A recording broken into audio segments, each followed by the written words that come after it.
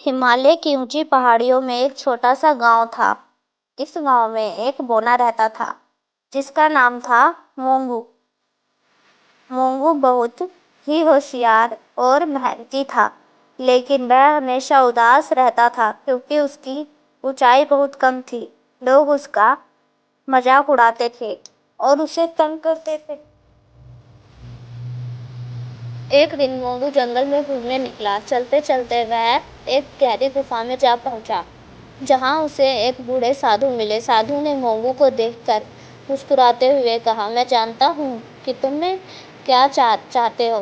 मैं तुम्हें एक जादुई पेंसिल देता हूँ, इससे तुम जो भी चाहोगे वह सच हो जाएगा। मोंगू को यकीन नहीं हुआ, लेकिन उसने पेंसिल ले ली। वह घर आया और उसने पेंसिल से एक ऊंचा घर बनाया और वो घर सचमुच हकीकत में बदल गया। मोंगू खुश हो गया और उसने और भी चीजें बनानी शुरू की।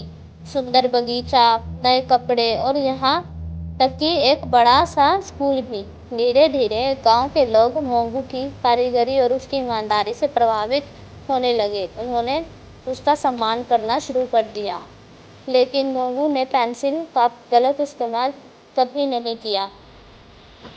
उसने हमेशा दूसरों की मदद की और अपनी इच्छाओं को सच्चाई में बदलने की बजाय मेहनत से चीजें हासिल करने का महत्व समझा। कुछ समय बाद मोंगू ने पेंसिल को साधु को लौटा दिया और कहा, अब मुझे इसकी जरूरत नहीं। मैंने सीख लिया है कि सच्ची खुशी मेहनत से ही मिलती है। साधु ने मुस्कुराकर मोंगू को आशीर्वाद दिया और कहा, तुम्हारा दिल सच्चा है मोंगू।